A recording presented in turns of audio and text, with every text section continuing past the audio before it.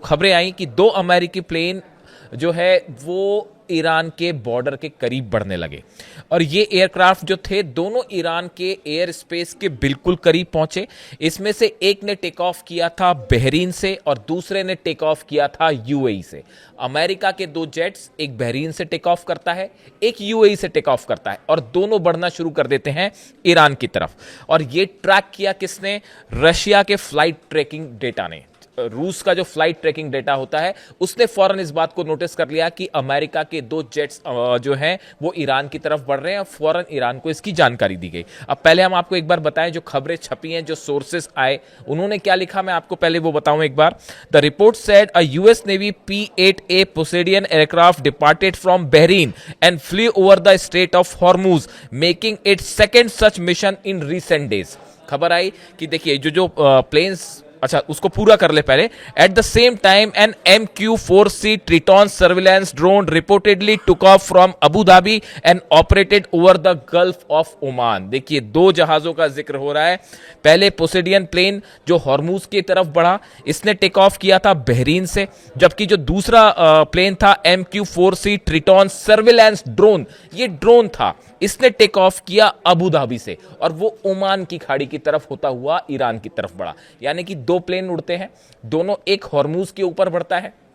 जो surveillance drone है पोसेडियन aircraft कहलाता है। ये देखिए ये पोसेडियन एयरक्राफ्ट अमेरिका का बेहद एडवांस एयरक्राफ्ट है और इसका मुख्य जो उद्देश्य होता है वो जो भी देश है उसके बारे में डेटा कलेक्ट करता है। ये खास तौर पर कहाँ पे मिसाइल्स हो सकते हैं, कहाँ पे रडार्स लगे हुए हैं, कौन सी जगह पर डिफेंस सिस्टम हो सकता है, आर्मी की, मिलिट्री की समय पोजीशन क्या है, समंदर में जो है वो शिप्स, वॉरशिप्स जो हैं उनकी पोजीशंस क्या है, इसके डेटाज ये रिकवर करके भेजता है। तो देखिए एक ने टेक ऑफ किया बहरीन से, दूसरे ने टेक ऑफ किया अबू धाबी से।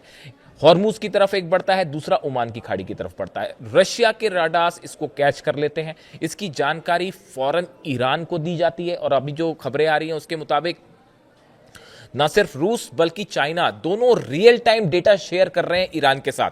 यानी ईरान के बॉर्डर की तरफ अगर परिंदा भी पर मारता है, चाहे वो समंदर से हो चाहे आसमान से हो, उसकी जानकारी रशिया और चाइना के रडार्स जो है वो रियल टाइम डेटा शेयर करके ईरान को पहुंचाते हैं। अब जैसी ये खबर आई ईरान के पास कि दो एयरक्राफ्ट जो है वो करीब पहुंचने वाले हैं, ईरान के एयर स्पेस के बिल्कुल करीब हैं, तुरंत तेहरान से दो फाइटर जेट्स ने टेक ऑफ किया।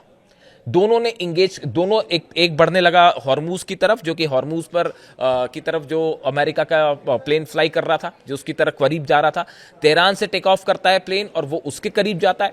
दूसरा ओमान की खाड़ी से होते हुए जो ईरान के बॉर्डर की तरफ बढ़ रहा था, एयर स्पेस की तरफ बढ़ रहा था, उसको टेक ऑफ करने के लिए, उसको एनकाउंटर करने के लिए जो है दूसरा प्लेन जो कि तेहरान से टेक ऑफ हुआ वो उसकी तरफ बढ़ने लगा। यानी देखिए चंद मिनटों के अंदर ही जैसी ये जानकारी आती है, सिर्फ मिनटों का खेल था ये, कुछ ही मिनटों के अंदर रूस ने जानकारी दी और बिना देर गवाए तेहरान से जो है वो फाइटर जेट्स ने टेक ऑफ कर दिया। जो डिफेंस सिस्टम्स हैं वो तो लगे हुए हैं, लेकिन ये तीसरा मौका है ऐसा। मैं पहली दो बार आपको अपने वीडियो में घटनाएं बता चुका हूं कि कैसे एक बार F-15 जेट ने बहुत करीब आया ईरान के, यहां तक कि उसने सिग्नल्स भी दिए कि मतलब अपनी आइडेंटिटी भी डिस्क्लोज की थी F-15 जेट ने। वो उसने टेक ऑफ किया था जॉर्डन से और वो बहुत करीब गया ईरान के, उसने अपनी आइडेंटिटी भी रिवील की कि मैं अमेरिका का F-15 जेट हूं। मतलब देखिए जो प्लेन्स होते हैं उसके जो पायलट्स होते हैं वो कई बार, ये एक वॉर टैक्टिक्स होती है, उसमें अपनी आइडेंटिटी चाहे तो वो रिवील कर सकते हैं। तो उसने रिवील किया, एक प्रकार से उकसाने की कोशिश थी, ईरान को संदेश देने की कोशिश थी। ईरान डरने वरने वाला नहीं था उससे, तो वो वापस चले गए।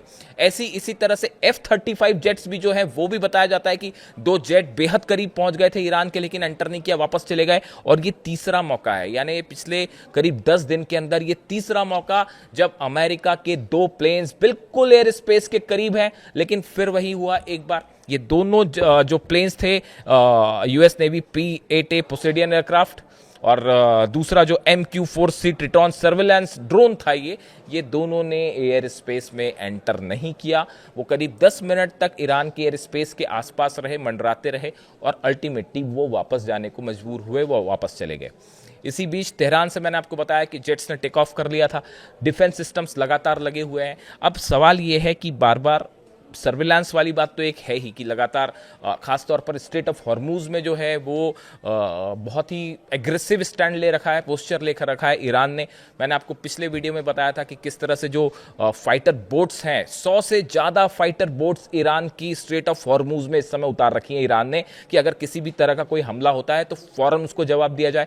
एयरक्राफ्ट कैरियर जो है अब्राहम लिंकन, उससे अगर कोई हमला होता है तो उसको कैसे काउंटर करना, एक बड़ी रणनीति तैयार है और सब की सब बोट्स पर मिसाइल्स हैं।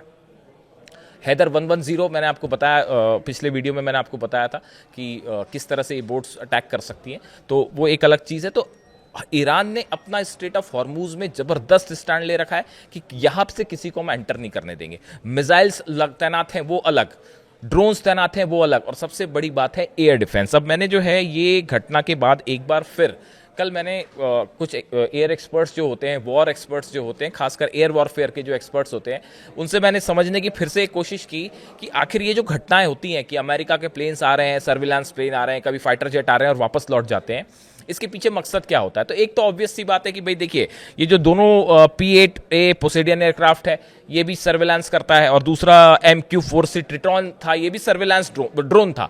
तो ये दोनों प्लेन्स बेसिकली इमेजेस लेते हैं, सर्विलांस पता करते हैं। तो एक तो सर्विलांस मकसद है ही कि ईरान की सेना क्या हालात में है और कहाँ जहाज हैं और कितने जहाज हैं, वो इंफॉर्मेशन भेजते हैं। लेकिन इसके अलावा एक बड़ी बात मुझे जो एक्सपर्ट्स ने फिर से ये बात कही कि ईरान के जो डिफेंस सिस्टम्स हैं, अभी अमेरिका के सामने जो एक बड़ी चुनौती है वो ये है कि क्या रूस ने S-400 दे रखा है।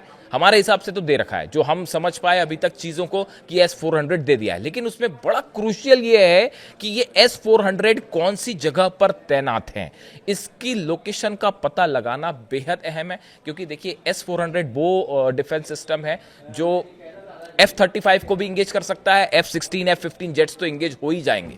तो ऐसी सिचुएशन में अगर आप बाय एयर अटैक होता है, इसीलिए ये खबरें आ रही थी बीच में कि अगर ईरान पर हमला होता है तो वो नेवी से हो सकता है, टॉम हॉक मिसाइल से हो सकता है, और उसको जो है सबमरीन्स जो है अमेरिका की वो अटैक कर सकती है। इस तरह की खबरें आ रही थी, और एयर फाइटर जेट्स जो हैं वो शायद इस बार एंटर ना करें, इस तरह की खबरें थी। उसकी मेन वजह यही थी कि S-400 की लोकेशंस के बारे में पता नहीं है, और जो कई एक्सपर्ट्स कहते हैं, उनका ये कहना है कि ये जो प्लेन्स भेजे जाते हैं, ये एक प्रकार से टीज करने की कोशिश की जाती है, ईरान को उकसाने की भी कोशिश की जाती है कि ईरान वो गलती करे जो शायद अमेरिका ने किया। देखिए, ड्रोन था शाहिद, वो फ्लाई करता हुआ एयरक्राफ्ट कैरियर के करीब आया अब्राहम लिंकन के, और वहां से F-35 जेट ने उसको शूट कर दिया। और खबर ये आई कि ईरान के ड्रोन उस तक पहुंच सकते हैं, तो उसमें ज़्यादा जो है वो बदनामी अमेरिका की हुई कि भाई उसके ड्रोन ही आपको निशाना बना सकते हैं, आपके एयरक्राफ्ट कैरियर को बचाइए उसको, इस तरह का मैसेज गया। तो एक पक्ष का ये भी कहना है, कुछ एक्सपर्ट्स ये मानते हैं कि ये पता लगाने की कोशिश है कि क्या ईरान अगर मान लीजिए उसे काउंटर करने के लिए ईरान की तरफ से कोई S-400 या कोई भी डिफेंस सिस्टम फायर होता है, 16 जो है बड़े कार्गो जेट्स उतरे हैं चाइना के, क्या चाइना ने भी अपना डिफेंस सिस्टम दे रखा है? ये बड़े सारे सवाल हैं जो ये तय करेंगे कि अगर अमेरिकन जेट्स एंटर करते हैं ईरान में तो सही सलामत वापस जा पाएंगे कि भी नहीं जा पाएंगे। तो इस सूरत में ये कोशिश है कि कहीं ईरान ये गलती कर दे कि कोई एक डिफेंस सिस्टम फायर कर दे, उससे ये अंदाज लगेगा कि भाई कहाँ कहाँ इनके डिफेंस सिस्टम्स हो सकते हैं, और क्या चाइना का भी डिफेंस सिस्टम है, क्या रूस का भी डिफेंस सिस्टम है, तो शायद अमेरिका अपनी रणनीति ही बदल दे। लेकिन ईरान ने एक बार फिर वो गलती नहीं की, वो जो चाल एक अमेरिका ने बिछाया उसमें नहीं फंसा, और स्ट्रेट ऑफ हॉर्मूज में जो स्टैंड ईरान ने ले रखा है बेहद एग्रेसिव, और ना सिर्फ ज़मीन पे बल्कि आप देखिए कि समंदर में भी, हॉर्मूज की खाड़ी में भी, और फारस की खाड़ी में भी, और अब आसमान में भी लगातार ईरान जो है वो फाइटर जेट्स के मामले हों चाहे सर्विलांस वाले मामले हों, हर मामले पे अमेरिका पर भारी पड़ता दिखाई दे रहा है, उससे एक कदम आगे दिखाई दे रहा है। तो ये बेहद इंटरेस्टिंग स्टैंड ऑफ था अमेरिका और ईरान के बीच में। 10 मिनट का ही था, लेकिन बड़ी खबर थी। इससे जुड़ा जो भी अपडेट होगा आप तक पहुंचाऊंगा। वीडियो कैसा लगा कमेंट करके ज़रूर बताइए। Thank you so much.